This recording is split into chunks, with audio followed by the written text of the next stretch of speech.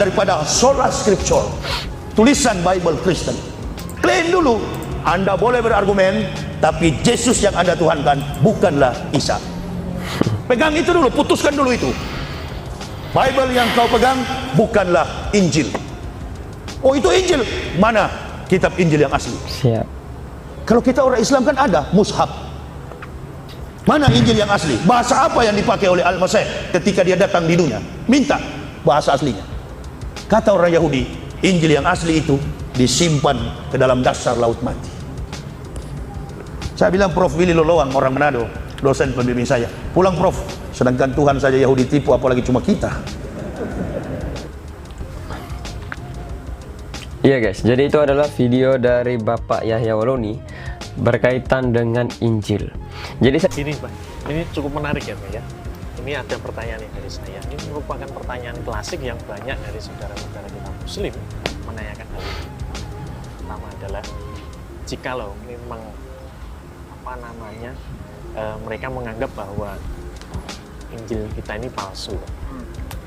Pertanyaannya, ya, kalau memang palsu, apakah mereka punya Injil yang asli?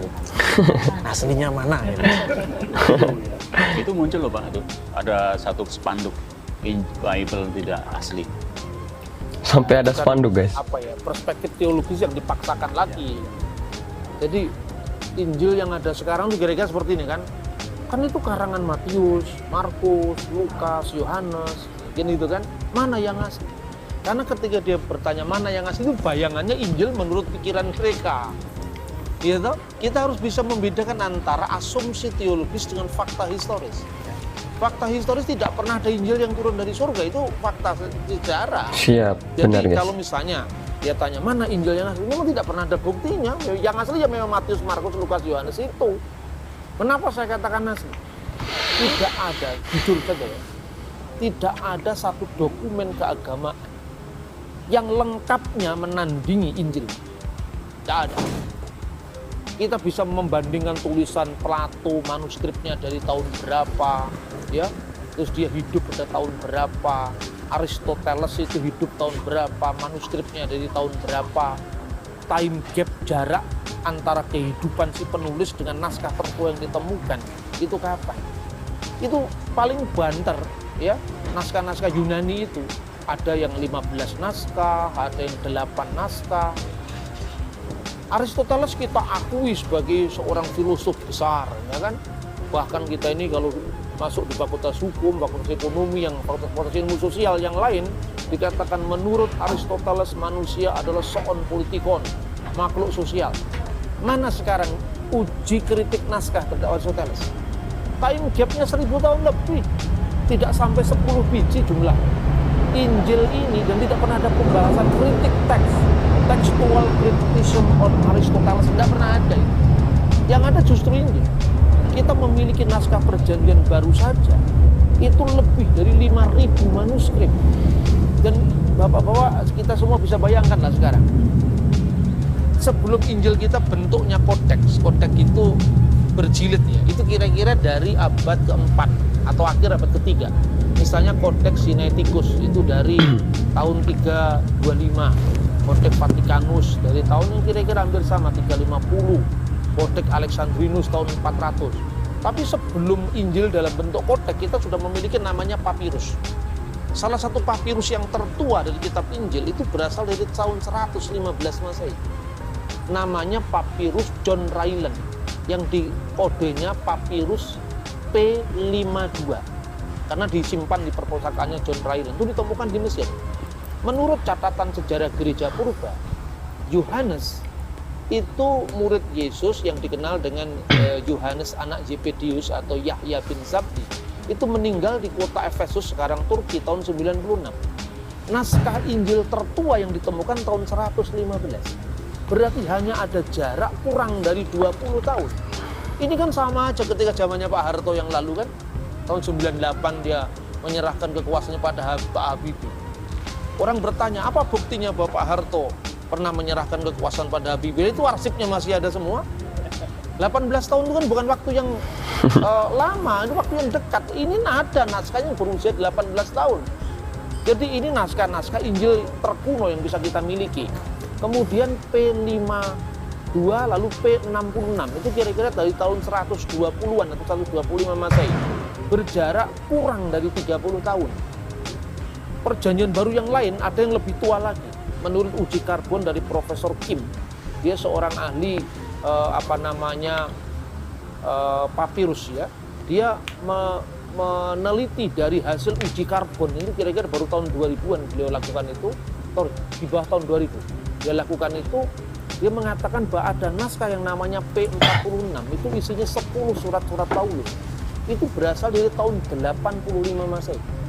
Nah kalau kita belajar selama ini misalnya dengan Novum Testamentum Greek ya, edisi kritis kitab suci, itu baru ditentukan abadnya, karena itu memakai hasil uji karbon di awal abad 20 atau 21 awal ini terbaru, hanya berjarak belasan tahun dari kehidupan Paulus.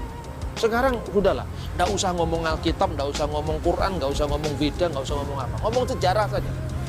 Kita lebih percaya dengan naskah negara Kertagama dari zamannya Empu Prapanca, naskah lontarnya ditemukan. Kenapa kita harus merujuk sebuah keyakinan yang tidak bisa diverifikasi?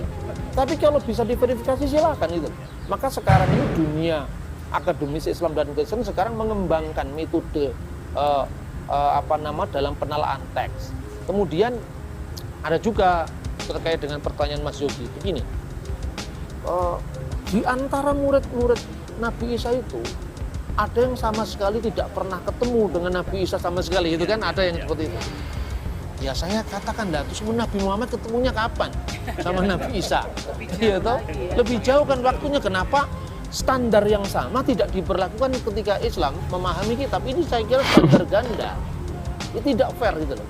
Jadi kalau mengkritisi agama orang, teksnya sendiri dikritisi. Jangan teksnya sendiri kemudian diprotek, tidak boleh dibahas, tapi kitabnya orang diedel-edel. Saya kira itu bukan sikap akademis yang bertanggung jawab. Ini tidak fair gitu loh. Jadi kalau mengkritisi agama orang, teksnya sendiri dikritisi. Jangan teksnya sendiri kemudian diprotek, tidak boleh dibahas, tapi kitabnya orang diedel-edel. Saya kira itu bukan sikap akademis yang bertanggung jawab. Oke. Alkitab dan bahasa Yunani serta bahasa Aram ya. Nah, sejak kapan kitab Injil ditulis? Tapi kamu tahu arti Injil kan?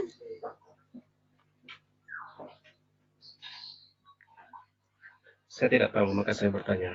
Oke, Jadi, jelaskan. ya, Injil dalam bahasa Yunani Evangelion artinya kabar baik. Kabar baik tentang apa? Bahwa Yesus Kristus telah memberikan pengampunan, yaitu kasih karunia keselamatan di atas kayu salib, supaya semua orang yang mati memiliki hidup kekal. Itulah kabar baik. Jadi Injil itu adalah Yesus Kristus itu sendiri yang telah memberikan kasih karunia keselamatan di atas kayu salib. Paham ya? Injil itu adalah Yesus Kristus itu sendiri yang telah memberikan kasih karunia keselamatan di atas kayu salib. Nah, kemudian sejak kapan kisah tentang Yesus yang telah memberikan pengampunan itu di atas kayu salib ditulis ya? Oke, jadi ketika Tuhan Yesus datang ke dunia, dia memanggil murid-muridnya seperti Matius, Filipus, Thomas, dan lain sebagainya. Oke, nanti Kak, sekejap, sebentar ya. Apakah kitab Injil itu ditulis oleh muridnya Yesus seperti Matius, Markus, Lukas, dan Yohanes? Iya, itu yang menulis semua murid-muridnya sendiri, di mana mereka lah yang menyaksikan peristiwa yang pernah terjadi sewaktu bersama dengan Tuhan Yesus. Oke. Jadi saksi mata langsung yang... ya, saksi mata langsung. Oke. Tadi masalah bahasa aslinya adalah Yunani dan Yunani, Ibrani. Apa tadi? Iya, kenapa Perjanjian Baru ditulis dalam bahasa Yunani? Karena bahasa internasional pada zaman itu bahasa Yunani. Sebab orang Yahudi dijajah oleh bangsa Romawi. Kan orang Romawi kan pakai bahasa Yunani. Jadi orang Oke. Yahudi itu bisa bahasa Yunani. Apakah bahasa Indonesia mampu menerjemahkan bahasa Yunani dan Ibrani tadi untuk ibaratnya pas terjemahan dengan bahasa aslinya?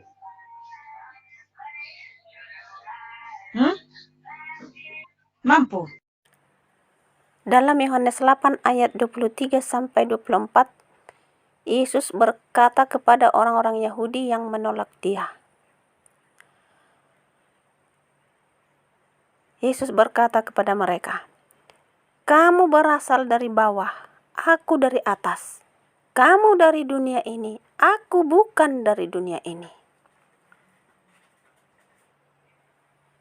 Kemudian dalam ayat 24, Yesus berkata, "Karena itu tadi aku berkata kepadamu, bahwa kamu akan mati dalam dosamu, sebab jikalau kamu tidak percaya bahwa akulah Dia, kamu akan mati dalam dosamu." Dia yang dimaksud di sini adalah Allah yang tubuh roh, yang tidak bisa dilihat oleh tubuh manusia berdosa, yaitu Allah, sumber dari semua yang ada, Tuhan semesta alam. Jadi kalau kita tidak percaya bahwa Yesus itu adalah Allah yang sumber dari semua yang ada, maka kita akan mati dalam dosa kita.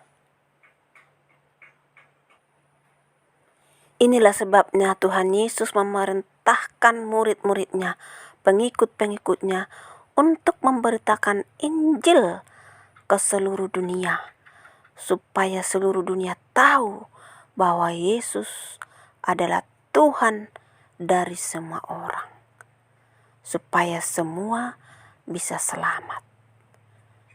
Jadi orang Kristen tidak butuh lagi kitab-kitab lain untuk bisa mengenal Tuhan. Cukup Alkitab saja. Sudah cukup untuk bisa mengenal Tuhan Yesus, yang adalah Tuhan dari semua orang. Salam damai dalam satu Tuhan, karena hanya ada satu Tuhan untuk semua orang. Kita bisa baca sesuai dengan Kisah Para Rasul 10 ayat 36, dan bisa juga kita selidiki dalam Yohanes. Di sana kita mau mengupas tuntas. Saya akan bertanya kepada Pak Hendy atau Pak. Salam damai dalam satu Tuhan, karena hanya ada satu Tuhan untuk semua orang. Dan sesuai kitab Kisah Para Rasul, Tuhan Yesus adalah Tuhan dari semua orang.